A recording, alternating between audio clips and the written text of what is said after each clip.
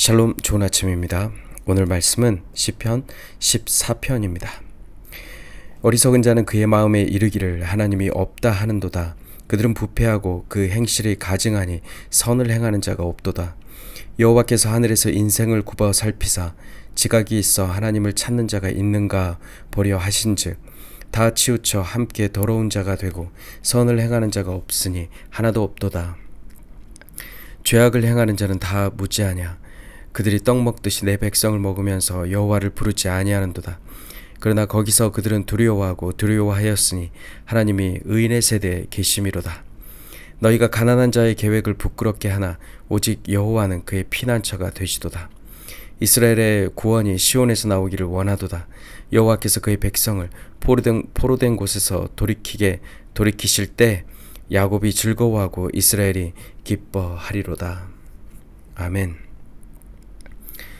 어리석은 자는 그의 마음에 이르기를 하나님이 없다 합니다. 어리석은 자에 대한 성경적 정의가 나오는데요. 단순히 지적 능력이 부족한 사람이 아닙니다. 어리석은 자는 세상적으로 보면 오히려 매우 영리하고 지적인 사람일 수도 있습니다. 많이 배운 사람일 수도 있고 사회적으로 성공한 사람일 수도 있고 사람들 눈에는 능력 있고 세련된 사람일 수도 있습니다. 그러나 성경에서 어리석음의 기준은 인간의 지능이 아니라 하나님과의 관계에 있습니다. 어리석은 자란 하나님을 인정하지 않고 하나님을 찾지 않으며 하나님 없이 살아가는 사람을 말합니다. 여기서 하나님이 없다라는 말은 단순히 철학적 무신론만 의미하지는 않습니다. 입술로는 하나님을 믿는다고 하면서도 실제 삶에서는 하나님 없이 살아가는 태도까지를 포함합니다. 다시 말해 하나님이 계시지 않는 것처럼 생각하고 하나님이 내 삶을 보시지 않는 것처럼 행동하면서 하나님의 뜻과는 무관하게 자기 방식대로 삶을 살아가는 사람, 그것이 바로 성경이 말하는 어리석은 사람입니다. 또한 지혜 문학에서 어리석음의 반대는 끝없는 사랑을 의미하는 헤세드인데요. 즉 인애라고 합니다. 어리석음의 반대편에는 하나님과의 언약적 관계에서 나타나는 인애, 곧 헤세드가 있는 것입니다. 헤세드는 단순한 감정적 사랑이 아닙니다. 하나님 앞에서의 언약과 관계를 바탕으로 하는 사랑입니다. 그러므로 어리석은 자는 단지 생각이 부족한 사람이 아니라 하나님과의 바른 관계에서 흘러나오는 그 사랑이 없는 사람입니다. 이것은 매우 중요합니다. 왜냐하면 우리는 종종 신앙을 지식의 문제로만 생각하기 쉽기 때문입니다.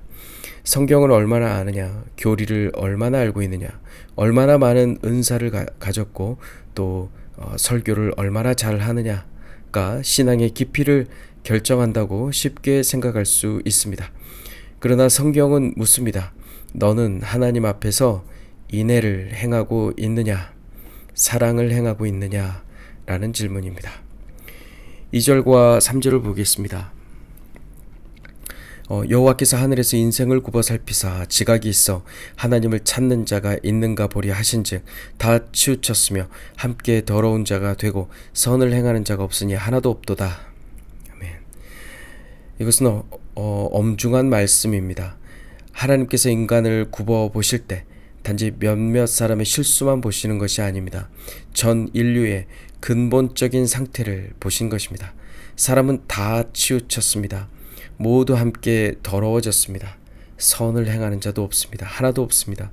이 말씀은 우리를 매우 불편하게 만듭니다. 우리는 자신에 대해 좀 더 긍정적으로 생각하고 싶기 때문입니다. 그래도 나는 괜찮은 편이다. 나는 저 사람보다는 나은 것 같다. 나는 최소한 기본은 한다. 라고 말하고 싶을 것입니다. 그러나 하나님 앞에서는 비교가 의미가 없습니다. 하나님은 사람과 사람을 비교하지 않으시고 하나님의 거룩함과 그분의 사랑을 기준으로 인간을 보시기 때문입니다. 그 앞에서 우리는 모두 죄인입니다. 모두 하나님을 떠나 각기 제 길로 간 자들이죠.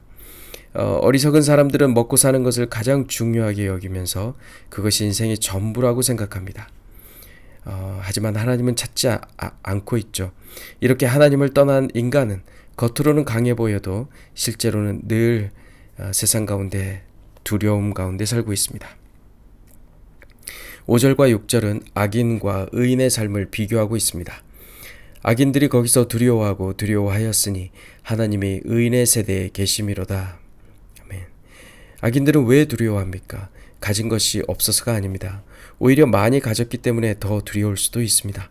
지킬 것이 많고 빼앗길 것이 많고 무너질 자리가 높기 때문입니다. 하나님 없이 살아가는 사람은 삶의 기초를 자기 자신에게 두기 때문에 언제나 흔들릴 수밖에 없습니다. 돈이 무너지면 함께 무너지고 사람과의 관계가 끊어지면 그 마음도 무너집니다. 그리고 건강이 약해지면 인생 전체가 흔들리기 시작합니다.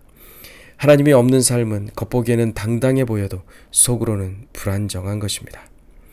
반대로 의인은 하나님과의 올바른 관계를 유지하는 사람은 문제가 없어서 평안한 것이 아닙니다. 의인의 평안은 상황이 아니라 하나님의 임재에서 오는 것이죠. 하나님이 함께 하신다는 것은 하나님이 함께 하신다는 그 사실이 의인을 담대하게 만듭니다. 세상적으로는 가난할 수 있고 또 억울한 일을 당할 수도 있고 악인의 공격 앞에 약해 보일 수도 있습니다. 그러나 그에게는 피난처가 있습니다. 시편 14편 6절은 이렇게 말합니다. 너희가 가난한 자의 계획을 부끄럽게 하나 오직 여호와는 그의 피난처가 되시도다. 아멘. 사랑하는 성도 여러분, 피난처가 있다는 것은 문제가 없다는 뜻이 아닙니다. 오히려 문제 한복판에서도 숨을 곳이 있다는 뜻이죠. 폭풍 속에서도 무너지지 않을 자리가 있다는 것입니다. 이것이 믿는 자의 복입니다. 세상은 돈과 권력과 조건을 피난처로 삼지만 성도는 하나님을 피난처로 삼습니다. 그리고 시온은 하나님의 임재를 상징하는 곳입니다. 그곳은 하나님이 자기 백성 가운데 거하시는 언약의 자리를 말하는 것입니다. 그러므로 시인이 시온에서 구원이 나오기를 원한다고 말할 때 그것은 하나님으로부터 오는 구원, 하나님의 임재로 인한 회복을 기대하는 마음에서 말하는 것이죠. 이것이 시편 14편의 결론입니다. 인간에게는 소망이 없지만 하나님께는 소망이 있습니다. 사람은 다 치우쳤고 선을 행하는 자가 없지만 하나님은 여전히 자기 백성을 버리지 않으십니다. 억압받는 자, 가난한 자, 주를 의지하는 자들을 외면하지 않으십니다. 그리고 마침내 그들을 구원하십니다. 인간은 모두 하나님 앞에서 어리석고 죄된 존재이지만 하나님께서 우리를 버려두지 않으시고 그리스도를 보내주셨습니다.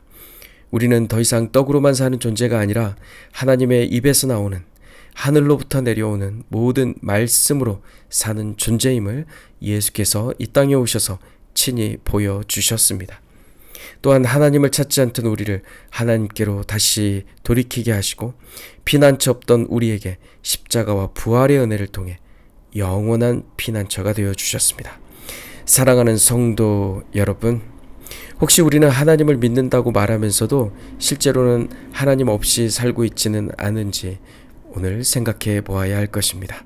나의 삶을 돌아보며 하나님의 임재 가운데 온전히 거하시기를 축복합니다. 하나님 없는 삶은 결국 어리석으며 그 끝은 두려움이자 사망입니다. 그러나 하나님을 피난처로 삼는 자에게는 구원이 있고 회복이 있고 기쁨이 있습니다.